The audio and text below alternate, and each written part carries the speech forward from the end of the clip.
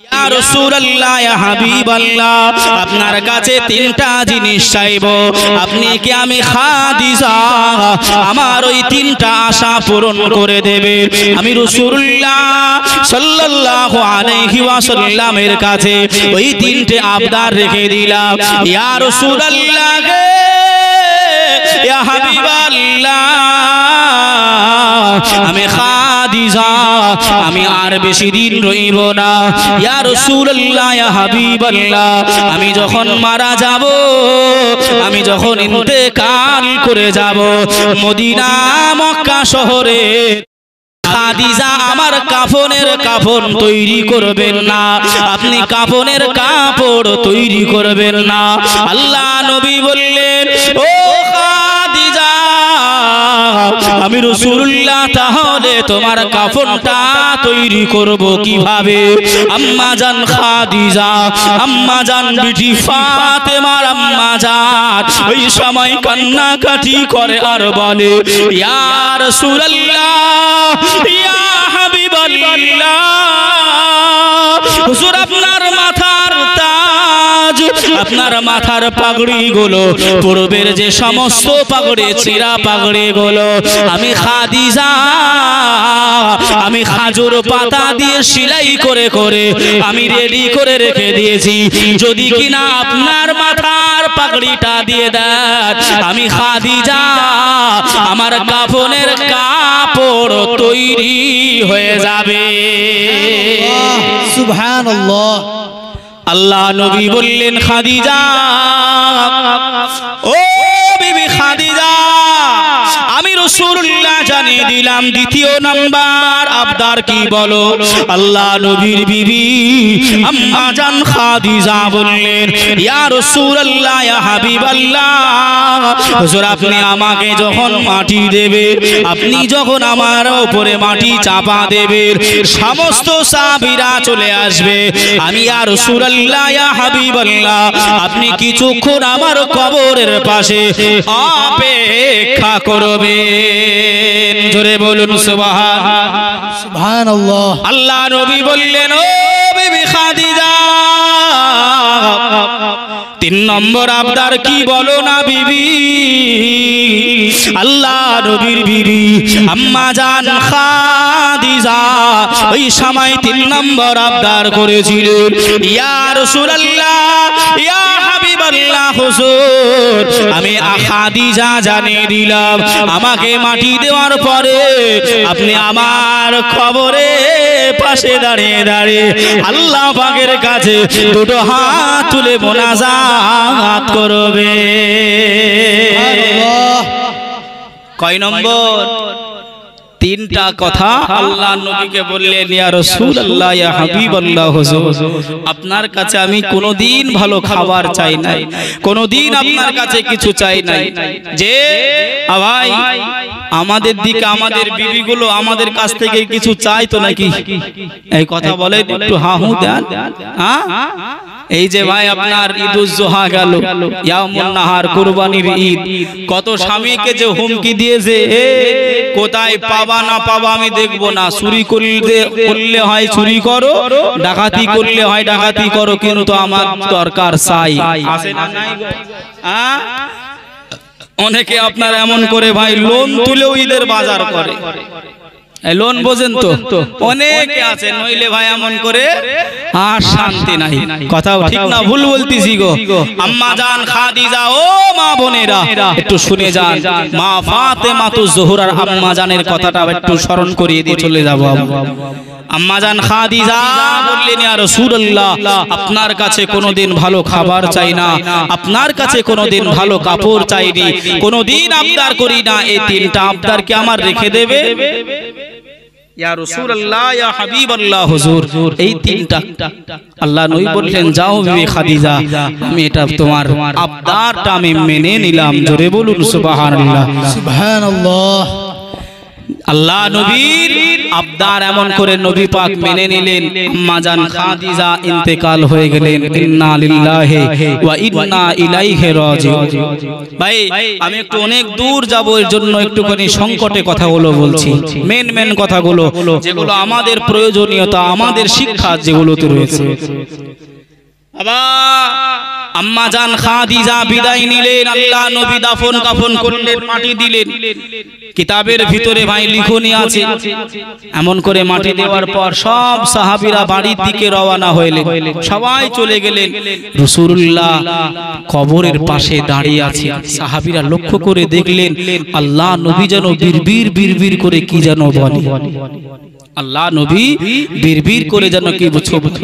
ভাই আমাদের মরতে হবে না, হবে না, এই কবরে যেতে হবে না, হবে না, কবর জিয়ারত করি আমরা বাবা। একদিন তোমার নাম হবে মসজিদে এলান, একদিন তোমার নাম হবে মসজিদে এলান। তৈরি থেকো, তৈরি রেখো, তৈরি থেকো, তৈরি রেখো, কবরের মান সম্মান। একদিন তোমার নাম হবে মসজিদে এলান। হবে না, হবে না বাবা, এই মাইকে বলা হয় না, হয় না। বন্ধু স্বজন আত্মীয় প্রজন পরিয়ে তোমার নতুন কাফন।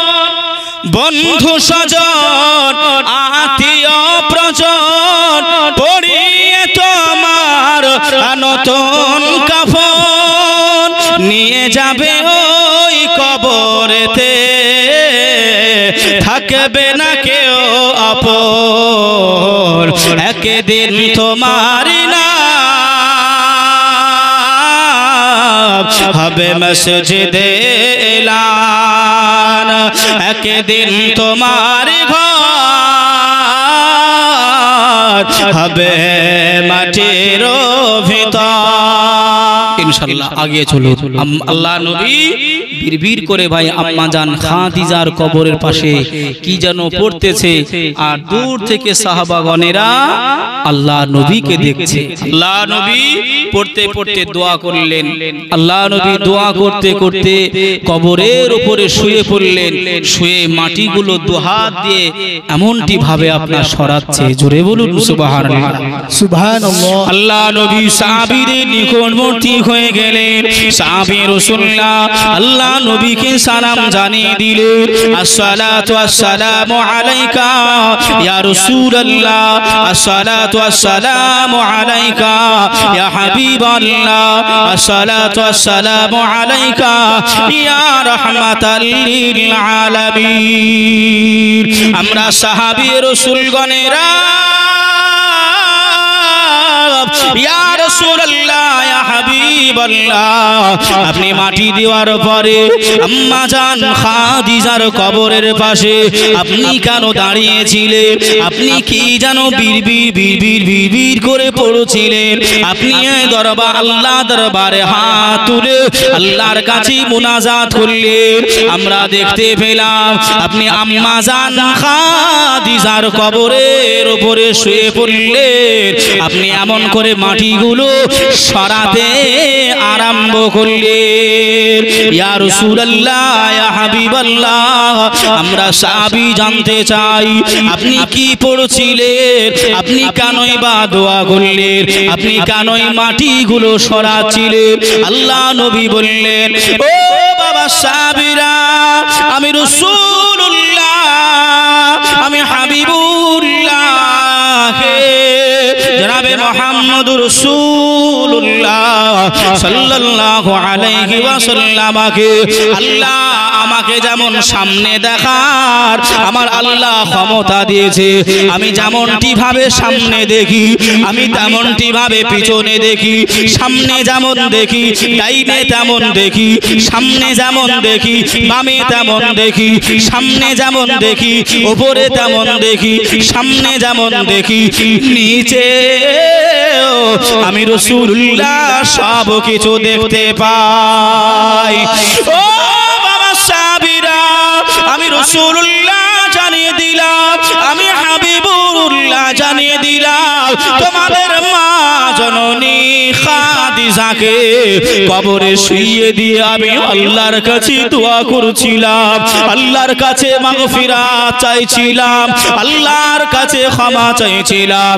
এমত অবস্থাতে আমি আল্লাহ নবী দেখতে পাই আম্মা জান খাদিজার কবরটা যেন ছোট হয়ে যায়, আমি রাসূলুল্লাহ যেন দেখতে পাই আম্মা জান খাদিজার কবর যেন সংকীর্ণ হয়ে যায়, ছোট হয়ে যায়, সংকীর্ণ হয়ে যায়, আমি রাসূলুল্লাহ থাকতে পারলাম না।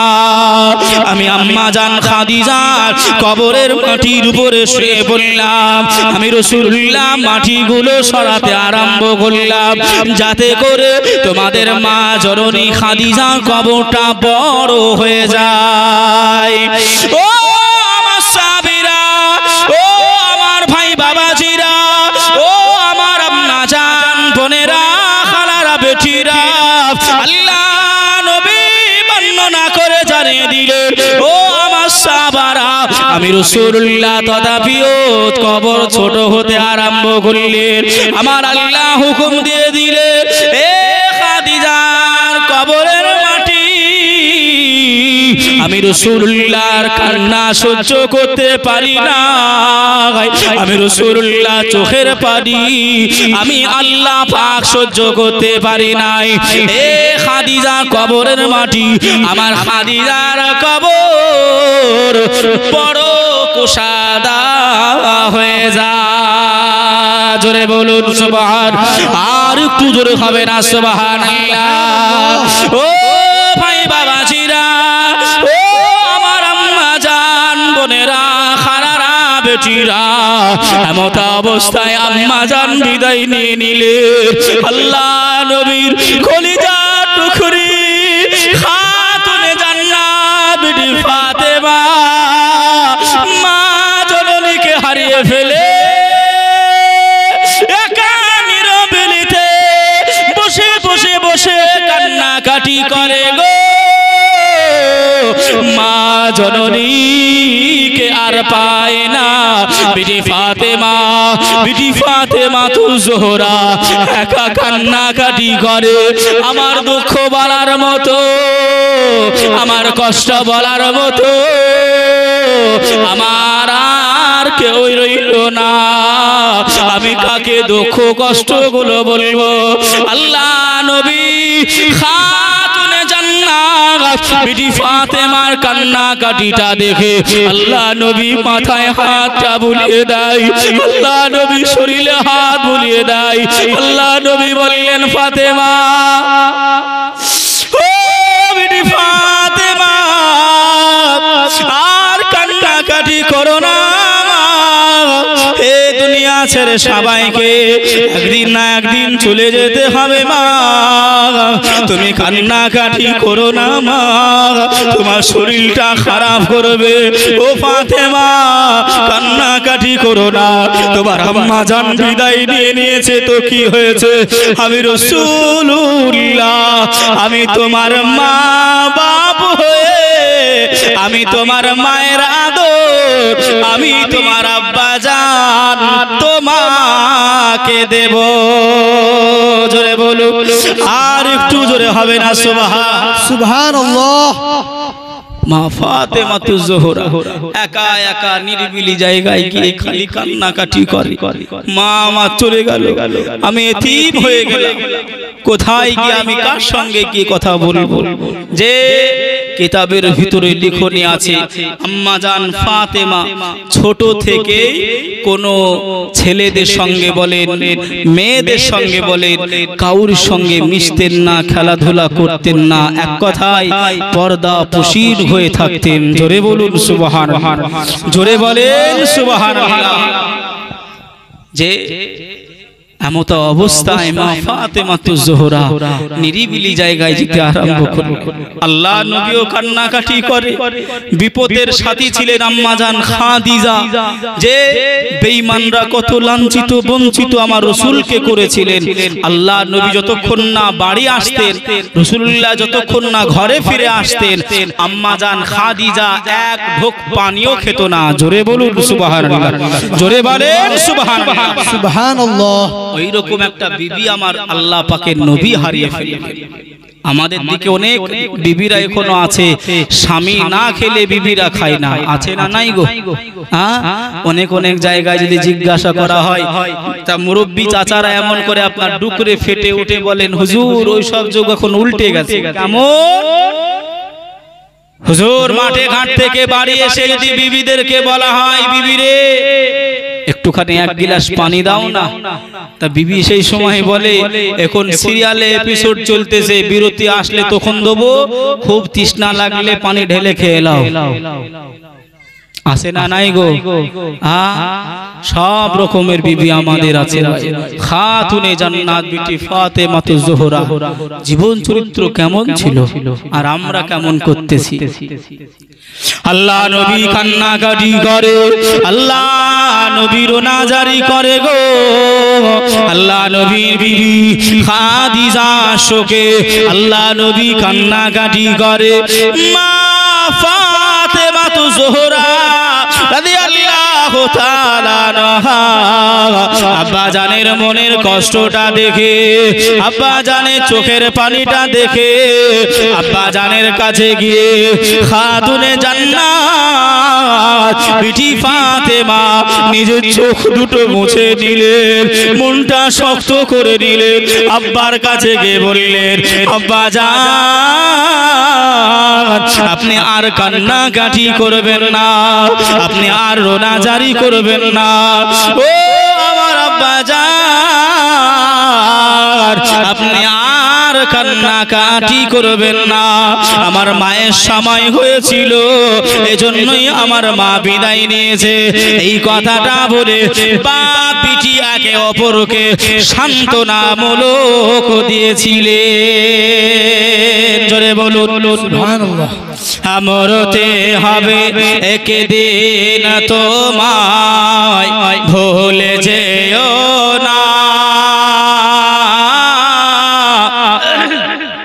হবে মাটির বিছানা গো তোমার আসল ঠিকানা,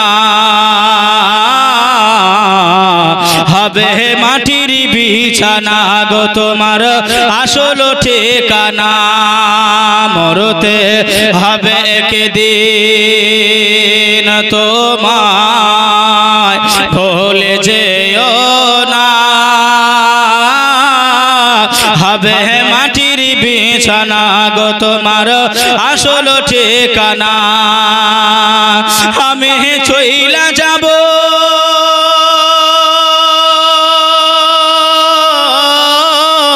আমি মারা যাব, আমায় তোমরা ভুইলা যেও না, হবে মাটির বিছানা গো তোমার আসল ঠিকানা, হবে মাটির বিছানা গো তোমার আসল ঠিকানা। বাবা কাকা পয়সা করি যাহা কিছু করেছি, সব কিছু ফেলাইয়া দেখো একা যাইতেছি।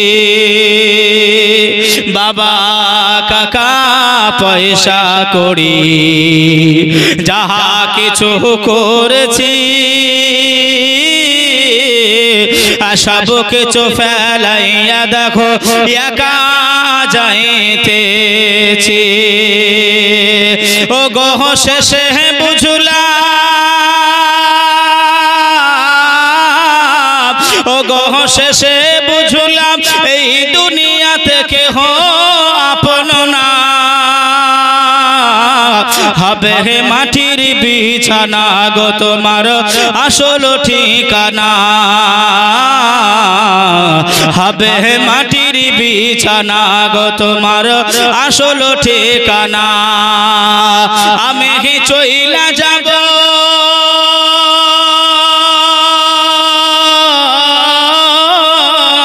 আমি মারা যাব আমায় তোমরা ভুইলা যেও না হবে মাটির বিছানা গো তোমার আসল ঠিকানা হবে মাটির বিছানা আল্লাহুম্মা সাল্লি আলা سيدنا مولانا محمد وعلى آل سيدنا مولانا محمد صلوا على محمد محمد हर दम ज़बान से निकालो पाक नामे मुहम्मद हर दम ज़ुबान से निकालो सफीआना मुहम्मद सल्लल्लाहु अलैहि वसल्लम बाबा সেদিকে লক্ষ্য করে ভাই জীবনের কষ্ট জীবনের দুঃখ জিনা ফাতেমা তো জোহরা যতটুকু নিয়ে এসেছে আমরা ভাই অতটুকু দুঃখ কষ্ট সহ করার মতো আমাদের ভাই সেই রকম দিল দিমাগ মগজ নাই যে আল্লাহ নবীর বিটি ফাতেমা তো জোহরা এত কষ্ট করেছিলেন বাবা আমি এদিকে আর বলছি না ভাই নইলে ওইদিকার কথাগুলো শুনতে পাবেন না ভালো ভালো কথাগুলো আল্লাহ নবীর বিটি ফাতেমা তো জোহরা এমন করে ভাই একজন ইহুদি বান্ধবী মানে বেধর্মী এমন করে আল্লাহ নবীর বিটিকে দাওয়াত দিয়েছেন কোন একটা খানার উদ্দেশ্য করে মা ফাতেমাকে তা মা ফাতেমা আল্লাহ নবীকে গিয়ে বলছেন ইয়া রাসূলুল্লাহ ইয়া হাবিবাল্লাহ হুজুর ওখানে যে সবাই ভালো পোশাক পরে থাকবে ওখানে সবাই এমন করে ঋষিমণি থেকে ঋষিমণি বড় লোকের মেয়েরা থাকবে আমি ফাতেমা আমার কি একটা পোশাক হবে না এই ছিঁড়া ফাটা পোশাক পরে আমি যেতে পারবো ওই খানাতে এই কথা বুঝছেন না বুঝেন নাই আমি বোঝাচ্ছি ভাই আল্লাহর রহমত আল্লাহর দয়া আল্লাহর মায়া মা ফাতেমার প্রতি কতটা ছিল একটু বুঝুন আল্লাহ নবীকে বললেন এই কথাটা আল্লাহ নবী এমন করে বললেন ফাতেমা অসুবিধা নাই হয়ে যাবে তুমি যেটা চাইবে সেটাই হয় আম্মা জান বিবি ফাতেমা ওই দিনটা এমন করে কাছে চলে আসলো ওই দিন কাছে চলে আসার পরে আল্লাহ পাকের নবী আল্লাহ পাকের দরবারে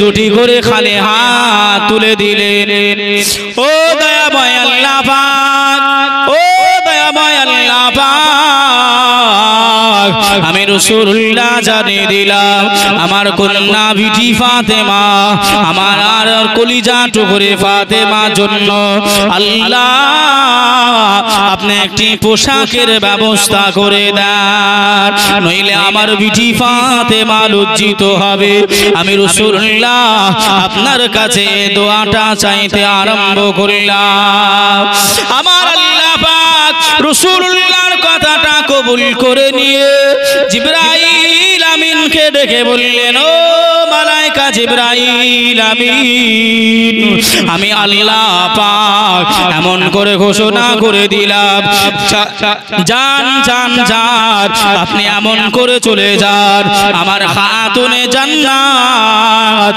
বেটি ফাতেমার জন্য জান্নাতি একটি পোশাক আপনি নিয়ে যান। জোরে বলুন, আর একটু জোরে হবে না সুবহানাল্লাহ।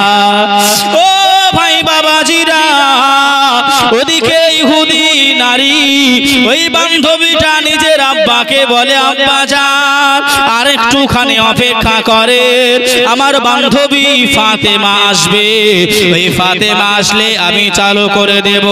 সবাই আত্মীয় স্বজনরা আশ্চর্য হয়ে গেল, আমাদের ভিতরে ফাতেমাকে কেন দাওয়াত করা? ও গরিব মেয়ে, ও গরিবের মেয়ে, ওর পোশাক নাই, ওর আচরণ নাই, ওকে কেন দাওয়াত করা হয়েছে? ওই সময় মা ফাতেমা তো জোহরা আল্লাহ পাকের ওই জান্নাতি পোশাকটা পরে ওই এমন করে খানার ঘরে যখন ঢুকলেন, সবার চোখ যেন কপালে উঠে যায়। জোরে বলুন, ও ভাই বাবাজিরা, ও সোনার মানিকেরা, সবাই একই কথা বলে, ও ফাতেমা ফাতেমা, এ পোশাকটা তুমি কোন দোকান থেকে কিনেছো বলো? এ পোশাক তুমি কত দিয়ে কিনেছো বলো? এ পোশাক তুমি কোন শহরে কিনেছো?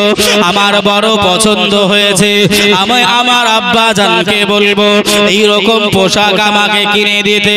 ও ভাই বাবাজিরা, ও সোনার মানিকেরা, জওয়ানেরা, আম্মা জান ফাতেমা তো জোহরার কদর ছিল এইরকম, আমার আল্লাহ পাক মান সম্মান বাজিয়েছিলেন। জোরে বলুন সুবহানাল্লাহ। তুইজ্জু মান তাশা ওয়া তুযিল্লু মান তাশা। ইজ্জতের মালিক কে? ইজ্জত দেনেওয়ালা আল্লাহ, ইজ্জত দেনেওয়ালা আল্লাহ, অসম্মানিত করার মালিক আল্লাহ। তুইজ্জু মান তাশা ওয়া তুযিল্লু মান তাশা। যিনি ইজ্জত দেয় তিনিও জিল্লত করতে পারে। বাবা তা ভাই, আল্লাহ পাকের নবীর কলিজা টুকরি বিটি ফাতেমা তো জোহরা আস্তে আস্তে আস্তে আস্তে বড় হয়ে গেলেন। সবাই এমন করে ভাই বিবাহের প্রস্তাব দিতে আরম্ভ করলো, আস্তে আস্তে বিবাহের প্রস্তাব দিতে আরম্ভ করলো। হযরতে আবু বকর সিদ্দিক গিয়ে বলছেন, ইয়া রাসূলুল্লাহ, ইয়া হাবিবাল্লাহ, আপনি আমারটা মেনে নেন। আল্লাহ নবী বললেন, না আবু বকর, বসে যাও। হযরতে ওমর ফারুক আযম বললেন, ইয়া রাসূলুল্লাহ, ইয়া হাবিবাল্লাহ, আমারটা মেনে নেন। আল্লাহ নবী বললেন, ওমর বসে যাও। কাউরে মানলেন না। হযরত আবু বকর ওমর কিছুক্ষণ বসে চলে যাচ্ছেন, হুজুর ইয়া রাসূলুল্লাহ, তাহলে আমরা আসি, বিবাহ যেহেতু দেবেন না।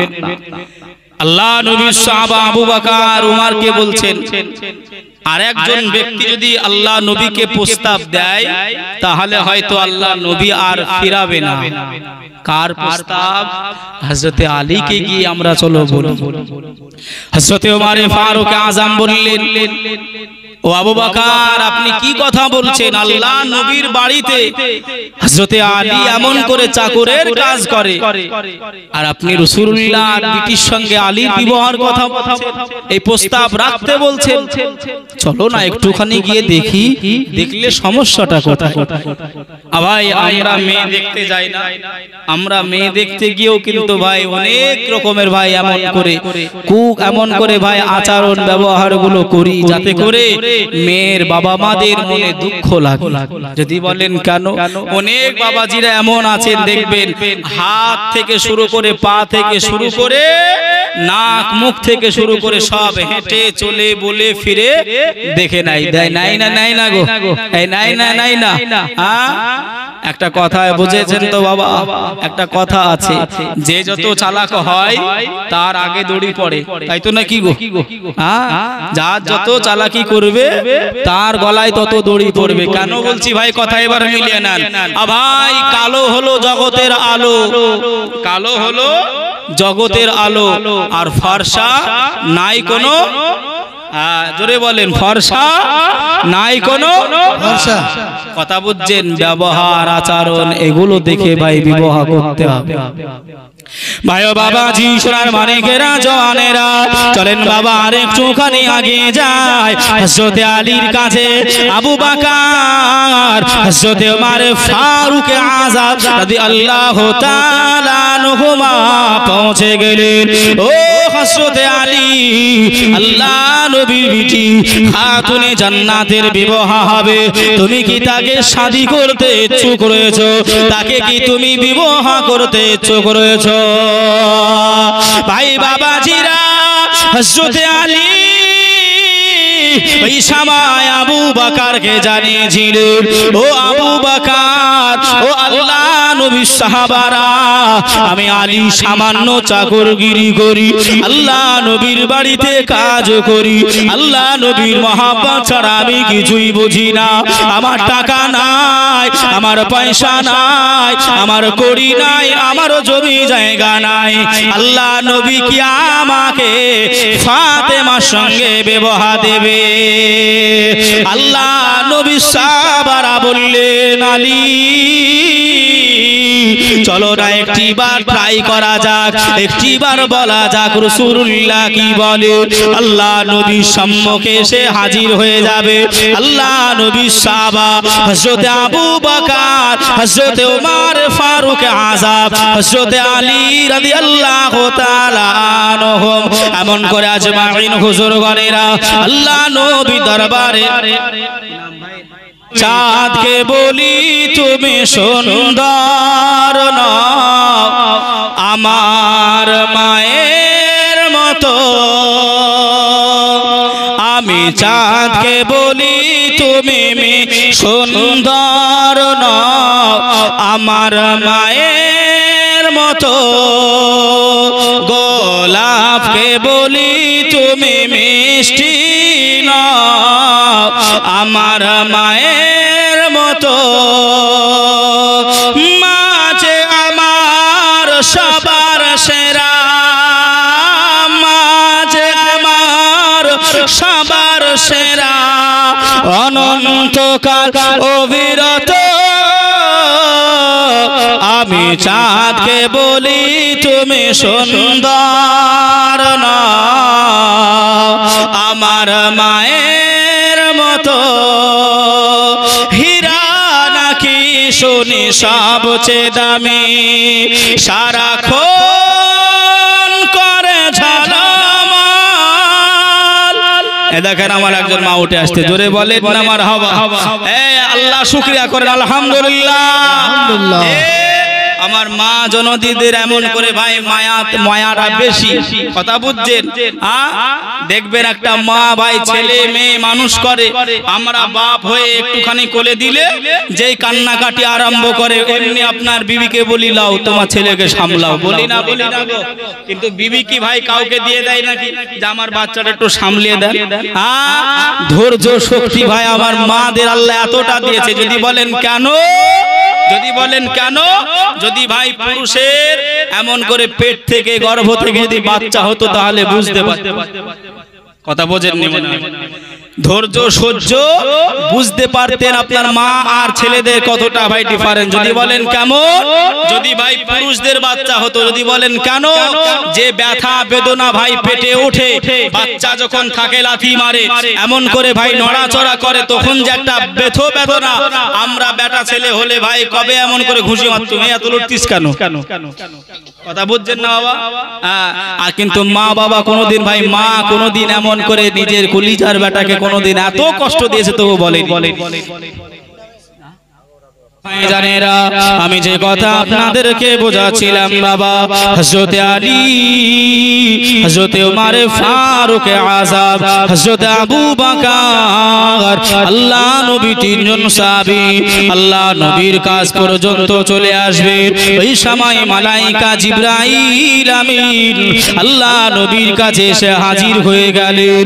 আসসালাতু আসসালামু আলাইকা ইয়া রাসূলুল্লাহ, আসসালাতু আসসালামু আসসালামু আলাইকা ইয়া রাহমাতাল লিল আলামিন।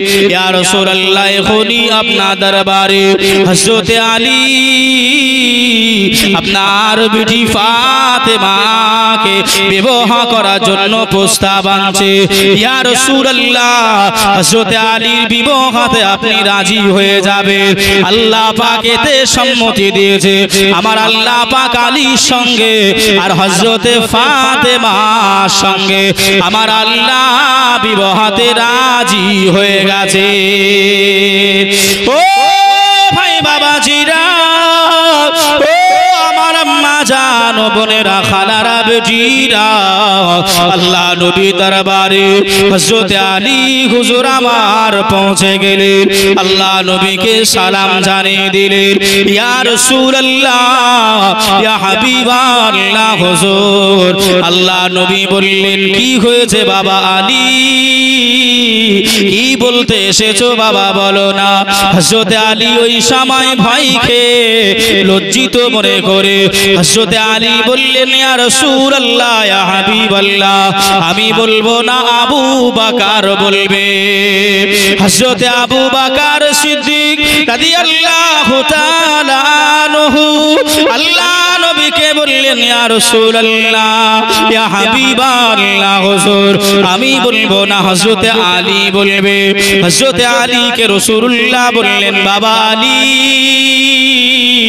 বলো না বাবা, কি বলতে চাও, আমি রাসূলুল্লাহ তোমার মুখ থেকে শুনতে চাই। হযরত আলী বললেন, ইয়া রাসূলুল্লাহ, আপনার কাছে এসেছি। আল্লাহ নবী বললেন, বুঝতে পেরেছি, বলো না বাবা, কি বলতে চাও। আল্লাহ নবী সাহাবা হযরত আলী বললেন, ইয়া রাসূলুল্লাহ, ইয়া হাবিবাল্লাহ, হুজুর আপনার কন্যা খাতুনে জান্নাত, জান্নাতের রমণী, জান্নাতের সরদারিনী মা ফাতেমা জোহরা রাদিয়াল্লাহু তাআলা আনহার সঙ্গে বিবাহের প্রস্তাব নিয়ে আমি আলী আপনার দরবারে হাজির হয়েছি। আমার নবী পাক সাহিবুল আখলাক আলহামদুলিল্লাহ পড়ে নিলেন। আমার নবী বললেন, আমি রাজি হয়ে গেলাম। ও বাবা আলী, তোমার কাছে কি আছে বলো না বাবা, দিলমোহর আদায় করার জন্য। হযরত আলী চোখে পানি টস টস করে আর রাসূলুল্লাহ সম্মুখে কান্নাকাটি করে। ইয়া রাসূলুল্লাহ, ইয়া হাবিবাল্লাহ হুজুর, আমি আলী জানিয়ে দিলাম, আমার রাসূলুল্লাহ ছাড়া, আমার রাসূলুল্লাহ ছাড়া আমি আলী, আমার আর কেউ নাই। আল্লাহ নবী বললেন, ও বাবা আলী, আমি রাসূলুল্লাহ জানিয়ে দিলাম, আমি নবী ছাড়া তোমার কি কোনো জিনিস আসবাবপত্র রয়েছে যেগুলো দিয়ে তুমি বিক্রয় বা ক্রয় করে তুমি তোমার নিজের দিলমোহরটা আদায় করতে পারবে। ও সোনার মানিকেরা, ও জওয়ানেরা, যুবকেরা, আজ আমরা সমাজে চলতে গিয়ে বহু এমন করে আপনার কুকাজগুলো করে থাকি, যে কাজগুলো ইসলামের শরীয়তের সঙ্গে কোনো মিল নাই, আল্লাহ নবীর সুন্নাতের সঙ্গে কোনো মিল নাই, যেগুলো আমরা বিবাহতে করে থাকি, যে সমস্ত কাজগুলো করে থাকি, এই সমস্ত কাজগুলি আমাদের সঙ্গে কখনোই মিল হবে না। যে কথাটা আপনাকে বলছিলাম, বোঝাচ্ছিলাম, ও ভাইরা, আমরা মেয়ে দেখতে যাই, আমরা মেয়ে দেখতে যাই, পাড়া প্রতিবেশী আত্মীয় স্বজন বোনাই বোনগুলোকে পাঠিয়ে দিই, এমন করে নতুন বউ দেখতে যাবে, তারা যদি সার্টিফিকেটটা দেয়, তারা যদি ভালো বলে, ছেলের বাপ রাজি হয়ে যায়। কিন্তু বাবা, আপনি কি কোনোদিন চিন্তা করেছেন ওই মেয়েটাকে যে দেখা আপনার জন্য শরীয়ত কোনো মতে জায়েজ দেয় না? কথা বোঝেন নাই, বোঝেন নাই? দূরের রিশতেদার বলতেছে বোনাই নাই, দুলা ভাই, বোনাই বোঝেন তো? এই দুলা ভাই বোঝেন? বোঝেন না এগুলো? বোনের বরকে কি বলে? দুলা ভাই বলেন তো ভাই, যে এই দুলা ভাই খালাতো থেকে ফুফাতো দুলা ভাই পর্যন্ত আপনার দেখতে যায়। কথা বলছেন না বোঝেন না? বাবা এগুলো ভাই একটুখানি কালচার গুলো আমাদের একটু কমানোর দরকার, কেননা দিন দিন বেড়ে যাচ্ছে। যদি বলেন কেন ভাই, আপনাদের দিকে কোনো মহিলা মারা গেলে পুরুষরা মুখ দেখে, কথা বলে না, হ্যাঁ কি না বলে? ভাই আপনি কি নিজের ইমাম সাহেবকে বলেন, হুজুরকে বলেন, আমাদের মাওলানা বদরুল ইসলাম এমন করে ভাই আছে, ইনাকে জিজ্ঞাসা করবেন, পাশে একজন হুজুর বসে রয়েছে, ওনাকেও জিজ্ঞাসা করবেন। ভাই একজন ভাই এমন করে গায়ের মোহরি বুঝে ব্যক্তিটা, যে যার সঙ্গে কোনো সম্পর্ক নাই, রিস্তাদারি বলেন, আর গ্রামবাসী হয়তো গ্রামবাসী জানাজা হয়ে গেছে, তবু আপনার হুমকি দিচ্ছে, একটু খুলো দেখবো। হাই না হাই না কি গো বাবা, এগুলো আমাদের কি কালচার? এগুলো কি ভাই? কেন আমরা এগুলো করতেছি? আমরা হুজুরদের কথাগুলো মানি নাই, মানতেছি না। যে মা ফাতেমাতুজ জোহরার কথা বলছি ভাই, আমরা বিবাহ করতে যাই, মেয়ের বাপকে কিভাবে আপনার তলায় নামানো যায়।